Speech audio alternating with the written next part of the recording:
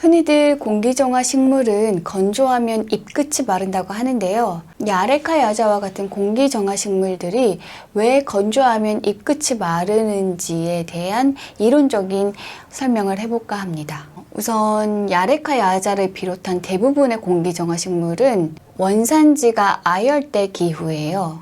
이 아열대 기후와 온대 기후인 우리나라, 그 중에서도 공기정화 식물을 많이 키우고 있는 실내 환경을 한번 비교를 해볼게요.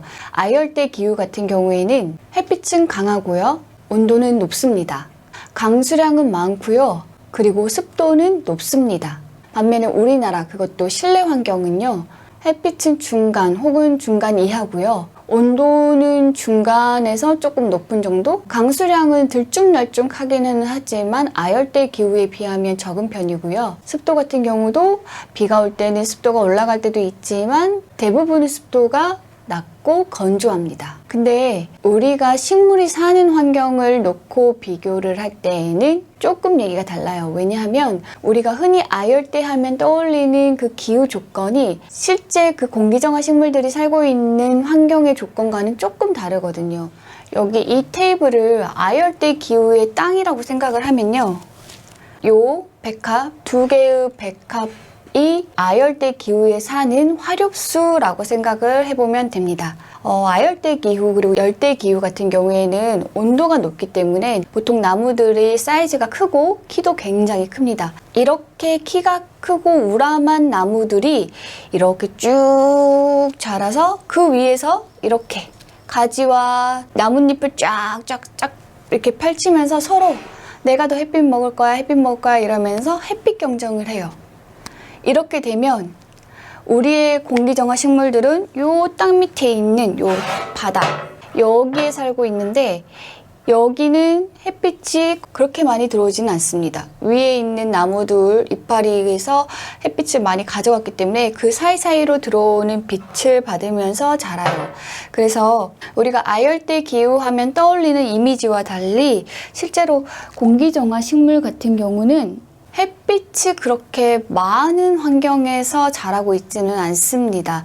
그래서 아까 그 비교 조건이었던 부분을 조금 수정을 해보자면 햇빛은 중간 혹은 중간보다 조금 이하일 때도 있어요. 이렇게 두 가지 조건을 놓고 비교를 해보면 햇빛은 우리나라 실내라든가 그 다음에 아열대 기후라든가 똑같이 햇빛은 부족한 상황입니다. 그래서 거의 비슷하고요. 그리고 두 번째 조건인 온도.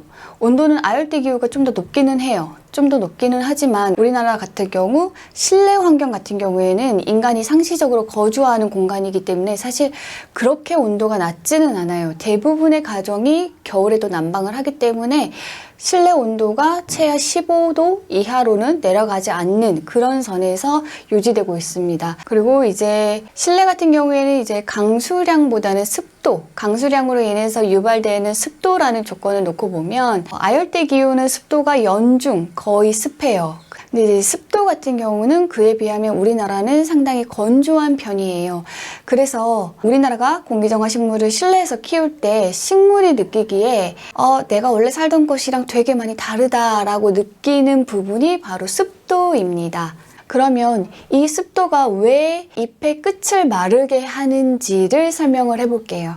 이를 위해서는 우리가 먼저 전제로 알아야 될 사실이 몇 가지가 있는데요. 우선 첫 번째는 식물은 흙에 물이 있다고 무조건 물을 흡수하지는 않습니다. 공기정화 식물들이 살고 있는 아열대 기후는 연중 물이 부족한 환경은 아니에요. 사방이 수원이고 그리고 언제든지 원하면 물을 흡수할 수 있는 환경입니다. 하지만 이런 기후에 살고 있는 그곳에 있는 식물들이 항상 물을 넘치도록 흡수하지는 않아요. 그 다음으로 이제 우리가 알아야 될 전제 사실이 있는데 식물이 물을 흡수하는 이 메커니즘에 대해서 아셨으면 좋겠어요. 우리 인간들은 기분 전환으로도 물을 마시고 맛있는 게 먹고 싶어서 또 액체를 마시기도 하고 목이 말라서 물을 먹기도 하지만 식물 같은 경우에는 본인의 의사로 물을 마시는 것만은 아닙니다. 식물은 철저히 물리적 법칙에 의해서 물을 마셔요.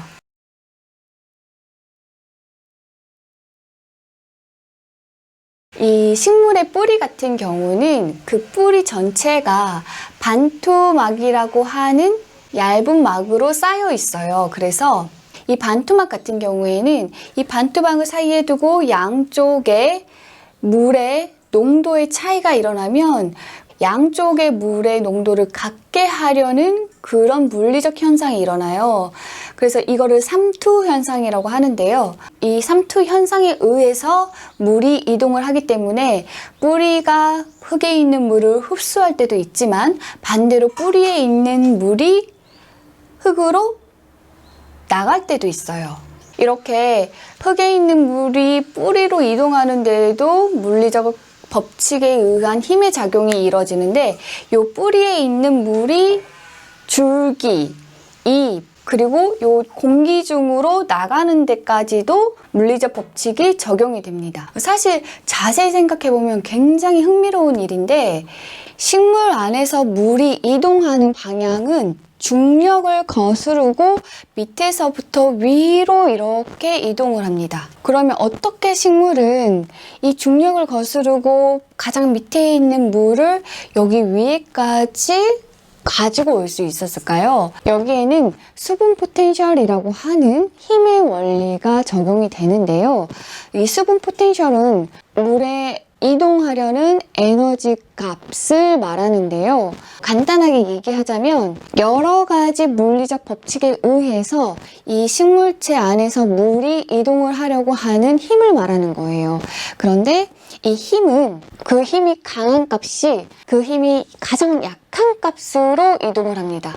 수분 포텐셜이 높은 곳에서 낮은 곳으로 이동을 한다고 하는데요. 자, 이렇게 여러분들이 키우고 있는 이 화분을 놓고 보면 요렇게 여기에서 수분 포텐셜 값이 가장 높은 것은 흙입니다. 흙의 수분 포텐셜 값이 가장 높아요. 그 다음은 뿌리, 그리고 그 다음은 줄기, 그리고 그 다음은 잎, 그리고 마지막으로 수분 포텐셜 값이 가장 낮은 것은 여기 이 식물을 에워싸고 있는 공기입니다. 그래서 이 공간에서 물은 이 흙에 있는 물이 뿌리를 통해서 줄기를 통해서 잎을 통해서 대기 중으로 이동을 해요. 이렇게 식물체 안에서는 물이 물리적 법칙에 의해서 식물의 의지와는 상관없이 조건만 맞으면 이렇게 이동을 합니다. 그런데요, 이제 여기에서 특히 이 잎에서 수분이 공기 중으로 나가는 것을 따로 일컫는 말이 있는데 그게 바로 증산작용이라고 하는 말이에요. 이 증산작용은 식물의 잎을 통해서 물을 수증기의 형태로 이렇게 배출하는 것을 말하는데요. 식물 같은 경우에는 광합성이라고 하는 활동을 하고 호흡이라고 하는 활동을 해요. 그런데 광합성이라고 하는 활동은 물과 이산화탄소를 통해 녹말과 산소를 만들어내는 활동인데요. 식물이 뿌리로 흡수한 이 물은 이 광합성 활동에 모두 쓰이지는 않아요. 이 식물은 광합성에 필요한 양만큼만 물을 흡수하는 게 아니고 자기의 의지와는 상관없이 물리적 법칙에 의해서 물을 흡수하기 때문에 항상 광합성을 하고도 남을 만큼의 물이 있어요. 그래서 이 물은 물리적 법칙에 의해서 강제로 이렇게 잎 바깥으로 배출하게 되는데요. 그런데 이 증산작용에 영향을 미치는 요인이 4가지가 있습니다. 그게 뭐냐면 첫 번째는 햇빛, 그리고 두 번째는 온도, 세 번째는 바람, 그리고 마지막 4번째는 습도입니다. 일반적으로 햇빛이 많을수록 증산작용이 많이 이루어지고요. 그리고 온도가 높을수록 증산작용이 활발하게 이루어지고 바람이 많이 불수록 증산작용이 활발해지고 그리고 습도가 낮을수록 증산작용이 활발하게 이루어집니다. 그러면 이제 이러한 전제되는 물리적 법칙 이론을 가지고 이 공기정화식물로 다시 돌아가 볼게요. 이 공기정화 식물이 살고 있는 환경을 놓고 보면 이 녀석들은 이제 햇빛을 한 중간에서 중간 이하 정도로 이렇게 쐬고 있기 때문에 증산작용이 그렇게 활발하지는 않아요. 활발한 조건은 아니고 두 번째로 온도는 높아요. 그래서 그거는 증산작용을 활발하게 하는 요인입니다.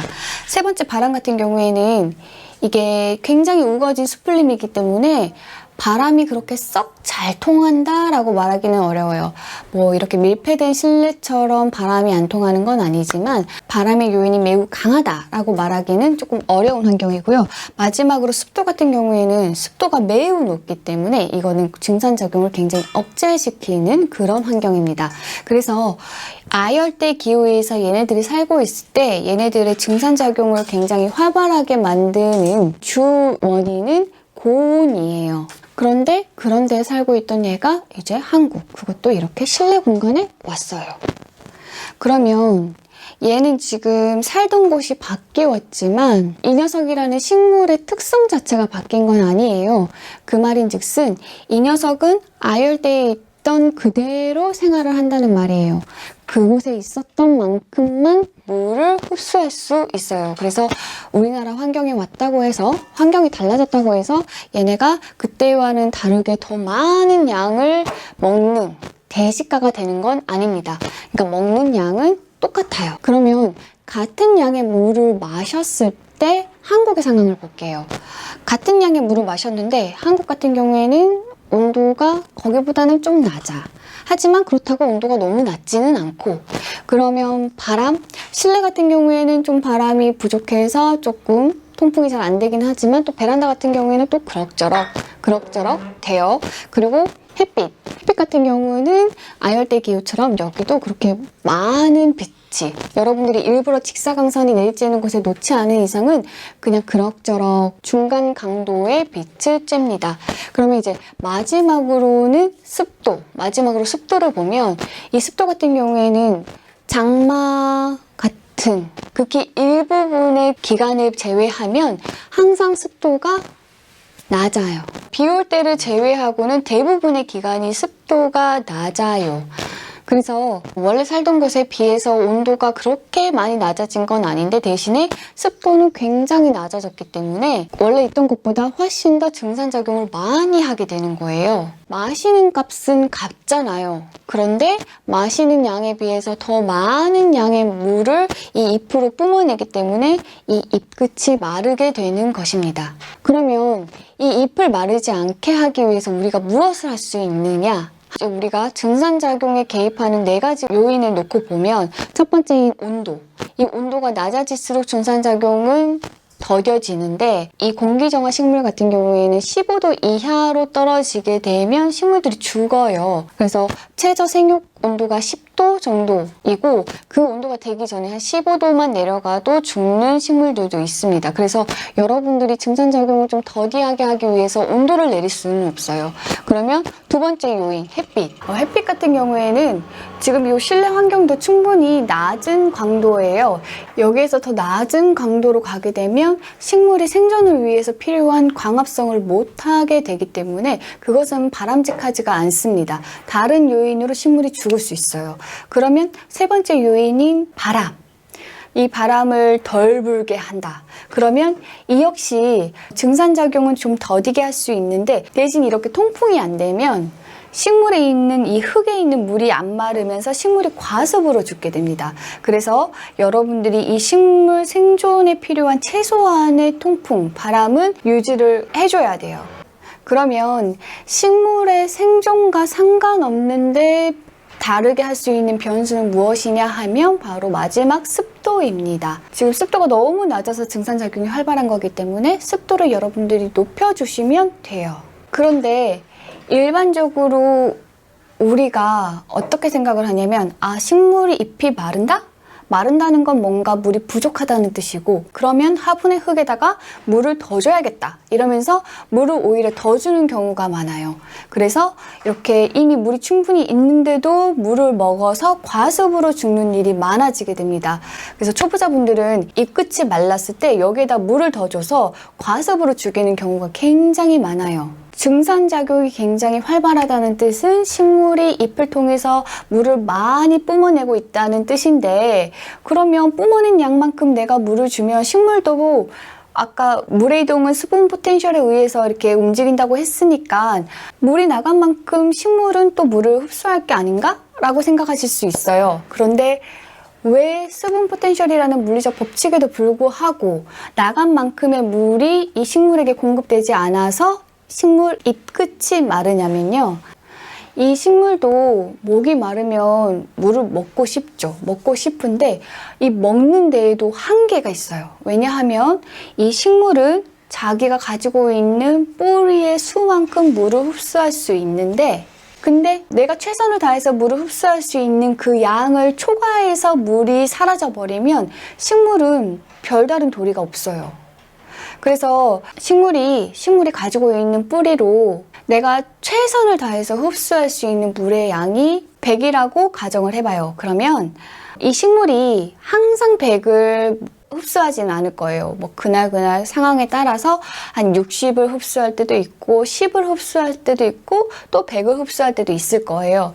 그런데 내가 이 100이라는 물을 흡수를 했는데 열대지방에 있었을 때에는 여기서 30은 광합성 하는데 내가 탄수화물을 만드는데 쓰이고 나머지 70%를 잎을 통해서 이렇게 방출을 했다고 해봐요. 그러면 그 같은 광도에서는 이 식물이 광합성하는 이 값도 일정해요. 그렇기 때문에 그 열대지방에 있던 곳과 우리 실내 환경의 그 햇빛 광도가 비슷하다면 이 녀석이 한국에 있는 실내에서 광합성을 하는 양도 30 정도 돼요. 그렇게 되면 이 녀석은 내가 이 한국에 와서도 내가 100을 마실 수 있는데 여기서 30은 광합성을 하는데 써야 해. 그러면 이제 내가 증산작용으로 그날 보낼 수 있는 최대치가 70인데 근데 습도가 너무 낮아가지고 100이 날아가 버리는 거예요.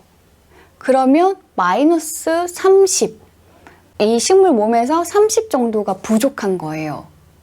근데 이거를 식물이 그래, 내가 이 정도는 좀 견딜 수 있어.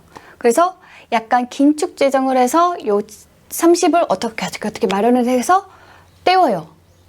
그래서 아직까지는 잎이 좀 건강해. 근데 그 다음 날도 똑같은 일이 벌어지는 거예요. 매일 식물은 자기가 할 수 있는 한 최선을 다해서 물을 흡수하는데 자꾸 내가 흡수하는 양 이상의 물이 증발되어서 계속 나가면 식물은 어떻게 하냐면요. 일단 물이 부족하기 때문에 말라요. 마르는데 어디가 마르냐?